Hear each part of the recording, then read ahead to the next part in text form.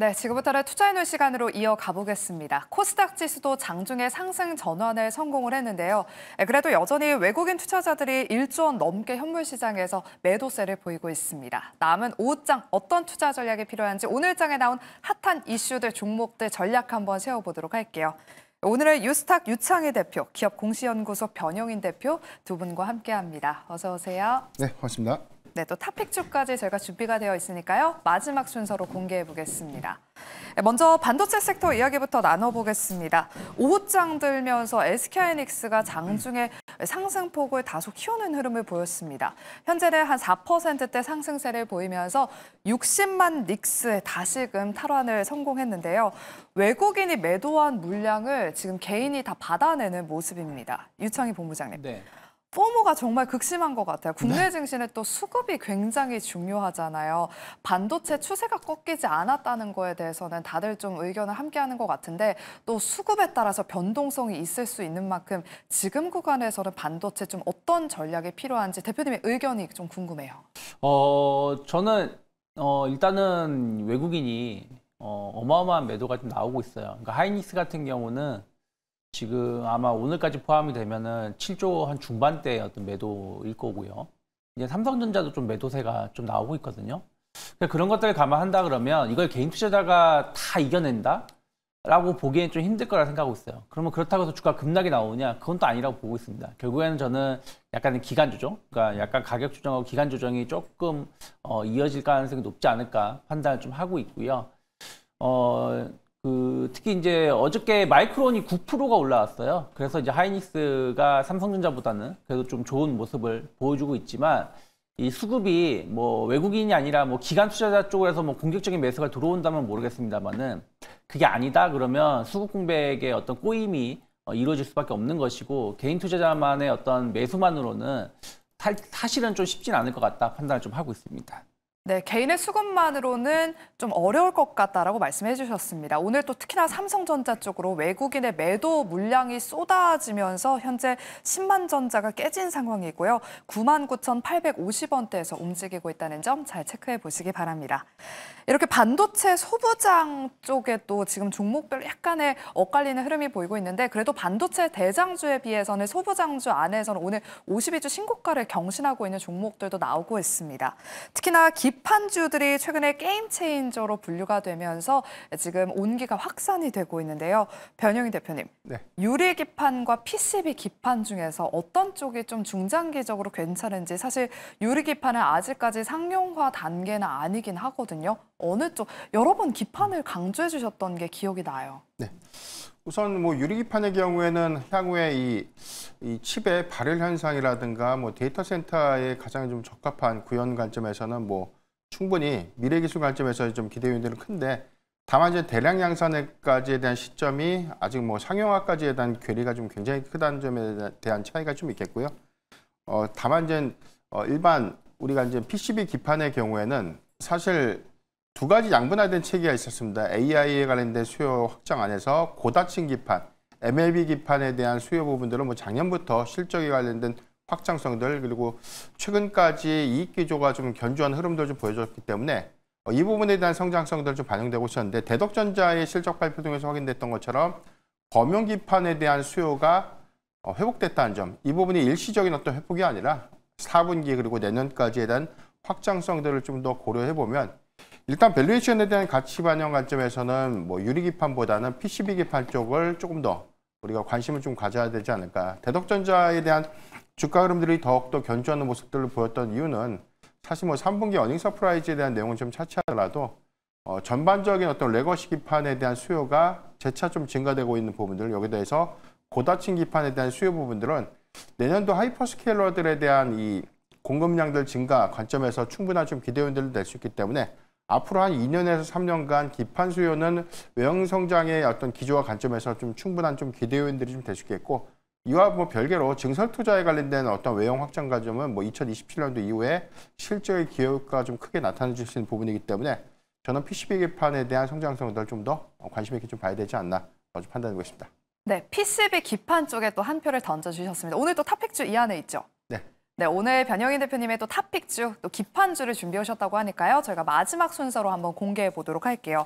네, 그리고 오늘 LG전자가 인도에서 제조되는 애플 아이폰 17 제조를 위한 자동화 공정 장비를 납품한다는 소식을 전해오면서 현재도 LG전자가 6% 넘게 상승하면서 외국인과 기관 모두 사들이고 있습니다.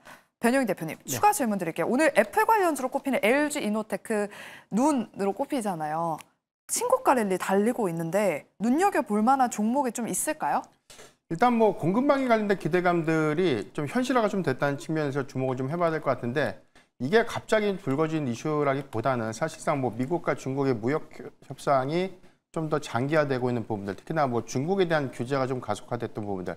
애플의 입장에서는 중국에서 생산됐던 대다수의 아이폰 물량들을 미국 현지에서 좀 생산하는 전략으로 좀 전환을 했는데 다만 좀 미국 안에서에 대한 본격적인 생산까지에 대한 소요 시점을 한 3년 이상으로 좀 추정이 좀 되고 있습니다. 그렇기 때문에 대안처로 좀 부상된 부분이 인도 시장이죠. 그렇기 때문에 인도의 현지 생산 설비에 대한 증설 투자가 좀 적극적으로 좀 검토가 좀 되고 있었던 것이고 아이폰 17 모델에 대한 증설 투자 부분들, 그래서 LG전자가 여기에 관련된 뭐 자동화 공정 설비를 최초로 좀 공급했다. 그렇기 때문에 앞으로 LG와 애플 간의 어떤 협업 기대감들이 좀 높아진 부분들은 공급망이 재편되는 것들 안에서 LG 디스플레이라든가 LG 이노텍의 좀 수혜로 이어질 수 있지 않을까라는 기대감들이 오늘 반영되고 있다라고 판단되고 있습니다.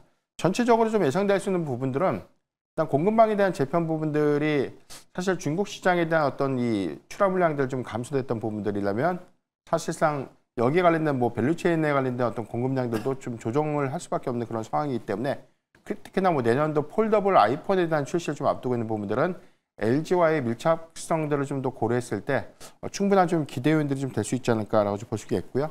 이런 관점에서 저는 LG 노텍을 좀 관심 있게 좀 봐야 되지 않을까라고 좀 볼 수가 있겠습니다. 일단 4분기 실적 확장치에 대한 기대 요인들 그리고 출하량들에 대한 증가 요인들을 좀 감안했을 때 내년 상반기까지에 대한 안정적인 이익 기여 효과는 뭐 광학 솔루션 부분에 대한 퍼포먼스로 좀 이어지지 않을까라고 좀 판단되고 있고 내년도 폴더블 폰 아이폰에 대한 출하 부분들은 여기다 대한 공급량 확장 관점에서도 충분한 좀 기대 요인들이 좀 될 수 있기 때문에 저는 여기서부터 좀 주가의 어떤 가치 반영을 좀 이제부터는 좀 다르게 좀 반영이 되어야 되지 않을까라고 좀 판단해 보겠습니다.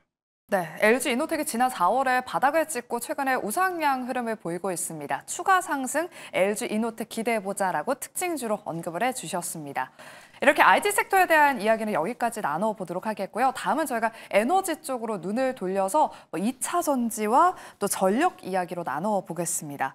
어제 장 마감 이후 LG 에너지 솔루션이 미국 오라클의 데이터 센터용 ESS 배터리를 공급한다라는 보도가 나왔습니다. 하지만 오늘 이 보도에 대해서 LG 에너지 솔루션이 회사 측에서 공식적으로 부인을 했는데요. 상승폭이 다소 꺾이면서 윗꼬리를 길게 달았고요. 6%대 상승세까지 보였다가 현재는 한 2% 정도 상승하고 있습니다. 유창희 대표님, 네. 그래도 오늘 ESS 쪽은 여전히 강한 흐름을 보이고 있습니다. 한중 NCS 같은 ESS 쪽은 여전히 지금 9% 넘게 지금 급등을 하고 있는데요. 이제 2차 전지는 당분간은 좀 ESS에 집중을 해서 봐야 될까요?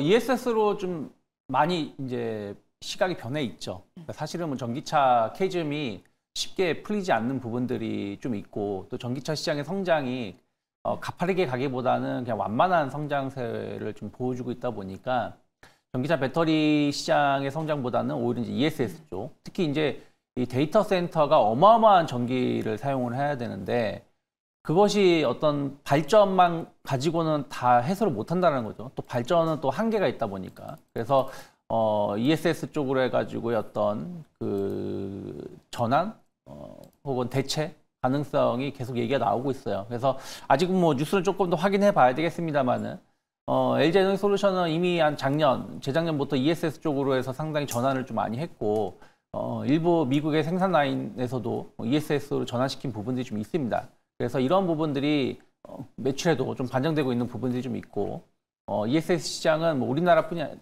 미국 시장뿐이 아니라 전 세계적으로 급증할 수밖에 없는 부분들이기 때문에 그런 것들 감안한다라면 충분히 주가에는 긍정적인 영향을 줄 수 있지 않을까 판단을 좀 하고 있습니다. 네, LG 에너지 솔루션 ESS 쪽에 계속해서 저희가 이 모멘텀에 집중을 해보시면 좋을 것 같습니다. 그리고 오늘 간밤 2차 전지, 오늘 밤에 2차 전지 주가 방향성을 결정지을 만한 빅 이벤트가 기다리고 있습니다. 많은 서학개미 분들이 또 이 테슬라를 보유하고 계셔서 오늘 밤잠을 좀 설치실 수도 있을 것 같은데요. 우리나라 시간으로 내일 새벽에 테슬라의 주주총회가 열립니다. 머스크를 향한 대규모 주식 보상안이 통과될 수 있을지 시선이 모아지고 있는데요. 변영인 대표님, 네. 테슬라 이 주총 이후에 2차 전지 기업들 추가 상승을 이끌어낼 수 있을지 아니면 이 수급이 뭐 로봇이나 자율주행 쪽으로 좀 이동할지도 궁금해요. 네. 일단 주주총회에서의 세 가지 모멘텀이 있죠. 첫 번째는 전기차 가동률 그리고 뭐 자율주행 관련된 내용들, 옵티머스 로봇에 관련된 어떤 전략들 이런 것들이 있는데 가장 뭐 시장이 좀 화두가 되고 있는 것은 스톡옵션에 대한 처리 여부가 과연 이제 통과될 것인가라는 부분인데 일부에서는 사실 뭐 테슬라에 대해서 주식 보상안을 좀 통과하면 안 된다 이런 어떤 움직임들 좀 감지가 좀 되고 있기 때문에 만약에 이게 확정이 좀 된다면 일론 머스크가 테슬라를 좀 떠날 수 있는 가능성들 이 부분 악재로 좀 작용을 할 텐데 일단 가능성은 좀 제한적으로 봅니다. 일단 2035년도까지에 대한 전체 12개의 뭐 경영계획 안에서에 대한 성과를 단계적으로 좀 가져가는 구조이기 때문에 이 부분을 뭐 굳이 뭐 막을 이유가 좀 있을까라는 생각이 좀 들고요. 이제 여기서 더 주목해 볼 포인트가 일론 머스크가 그동안 사업 전략에 관련된 추진 부분들, 자율주행에 관련된 서비스 부분을 얼마만큼 공격적으로 좀 제시해 줄 수 있는지, 그리고 옵티머스 로봇의 3세대 부분, 이 부분은 뭐 내년도 초에 좀 공개가 좀 예상되고 있는데 세부 스펙이라든가 재원들이 아마 이번 주주총회에서 좀 다뤄지게 된다면 로봇주의 경우에도 낙수 효과로 좀 이어질 수 있지 않을까. 전체적인 어떤 전기차의 캐진 부분들은 미국의 경우에서 3분기 기점으로 해서 뭐 전기차 인센티브가 좀 폐지가 좀 됐죠. 그렇기 때문에 4분기 인도량에 관련된 우려감들이 있지만 이 부분을 충분히 좀 만회할 만한 다양한 이벤트들이 개별적인 어떤 수급을 좀 이끌지 않을까라고 볼 수 있기 때문에 저는 뭐 자율주행이라든가 로봇 이 부분에 대해서 충분한 어떤 수급 기대감 그리고 2차 전지 섹터의 경우에는 방향성 관점에서 뭐 자율주행에 관련된 부분들이 좀 더 부각이 되는 그런 부분이나 로봇택시의 공급량도 확대 관점에서는 오히려 캐즘의 완화 기대감들도 가져갈 수 있기 때문에 충분한 좀 기대 요인들 될 수 있지 않을까라고 좀 예상해 보겠습니다. 네, 최근에 또 자율주행과 로봇주들이 계속해서 강한 흐름을 보여왔는데 추가 상승 랠리 한번 기대해 보도록 하겠습니다. 네, 그리고 오늘 지수가 점차 회복세에 나서자 변압기 3대장, 뭐 효성중공업이나 LS 일렉트릭, HD 현대 일렉트릭 변압기 3대장도 반등에 성공을 했습니다. 현재 한 2~3% 정도 강세를 보이고 있는데요. 유창희 대표님, 네. 보통은 이런 변압기가 가면 전선주들이 함께 움직이면서 최근에 뭐 대한전선, 대원전선, 네. 뭐 여러 가지 전선주들이 같이 움직이더라고요. 근데 오늘은 약간 엇갈리는 흐름을 보이고 있는 것 같은데 전력 설비는 그러면 이런 변동성 높은 시장 안에서는 변압기, 이 대장주에만 좀 집중하는 전략이 유효할까요?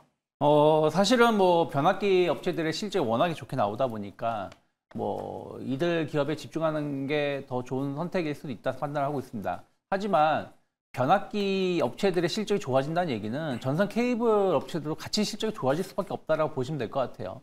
뭐 제가 오늘 아침에 뉴스 보니까 뭐 전력 인프라 이쪽 시장이 뭐 경단이 시장이 될 것이다라는 뭐 아침에 뉴스도 나왔었는데 그런 것들 감안한다라면 전선주들이 최근에 주가가 많이 올라왔어요. 좀 가파르게 좀 올라왔다가 좀 조정이 나오는 것이고 저는 좀 조정이 나온 다음에 또 추가 상승을 좀 기대할 수 있다 판단을 좀 하고 있습니다. 그래서 일단은 뭐 변압기 관련된 기업들 중에 한 기업을 선택하는 건 당연히 맞지만 전선 관련된 기업들도 좀 조정이 나온다 그러면 부담 배수 관점으로 접근해 볼 수 있지 않을까 판단하고 있습니다.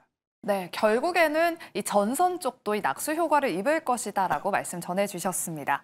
네, 다음으로는 저희가 제약바이오 섹터 진단해 보도록 할게요. 최근 코스피가 과열 구간에 들어섰다는 그런 분석이 나오면서 또 국내 증시의 대기 자금이 코스닥 안에 있는 또 제약바이오 업종으로 옮겨가고 있습니다. 외국인의 자금 흐름만 봐도 코스피 시장에서 코스닥 쪽으로 좀 옮겨가는 그런 흐름이 나타나고 있는데요. 오늘 특히나 한올바이오파마, 일동제약, HK이노엔 같은 중소형 제약 바이오주들이 또 강하게 움직이고 있습니다. 유창희 대표님, 네. 바이오는 개별주 성향이 워낙 또 강하잖아요. 지금 그동안 코스피는 대형주들이 좀 주도를 했는데 코스닥은 그럼 이런 중소형주들이 주도를 하는 걸까요?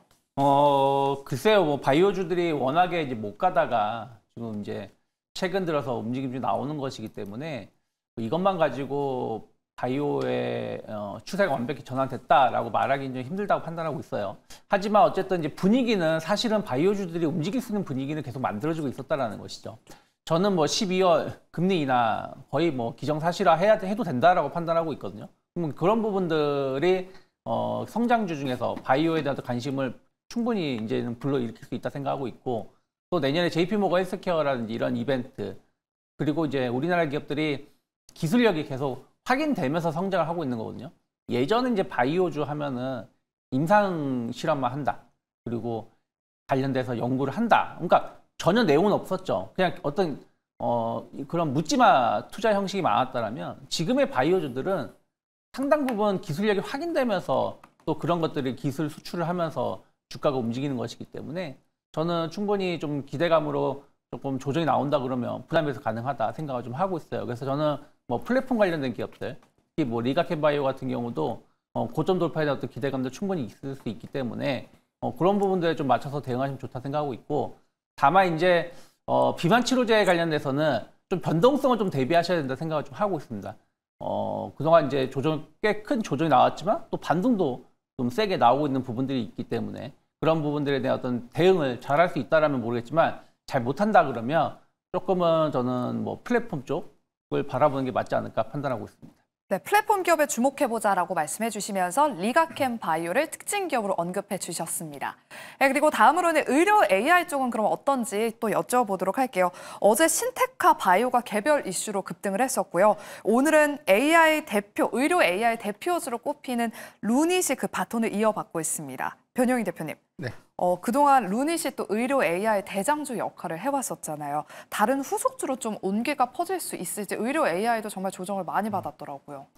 일단 우리가 조정폭이 좀 크다고 생각하는데 9월 달 기점으로 보면 빌 게이츠의 방안, 그리고 의료 AI 관련된 정책 기대감들이 좀 일부 반영이 되면서 노을이라든가 몇몇 종목들이 한 60% 정도, 9월 기준에 보면 60에서 한 50% 이상 정도 상승을 좀 했었고요. 당시까지만 하더라도 다만 이제 모든 의료 AI 섹터가 다 강했던 것이 아니라 선별적인 일부 종목들에 대한 상승에서 좀 제한적이었다라는 점에 대한 차이가 좀 있고, 오늘은 의료 AI 섹터들에 대한 내용들을 보면 역시나 신테카 바이오라든가 뭐 파로스 아이 바이오, 뭐 루닛 정도로만 좀 상승을 하고 있기 때문에 역시나 수급이 동조 수급으로 좀 이루어지기보다는 개별적인 영향으로 좀 이어지고 있지 않나라고 볼 수 있기 때문에 아직까지는 명확한 좀 보수적인 관점에서 대한 대응은 좀 필요하지 않나라고 보고 있습니다. 네, 그리고 마지막으로 오늘 실적 발표한 이 K뷰티 기업들이 급락하고 있어서 좀 진단해 보겠습니다.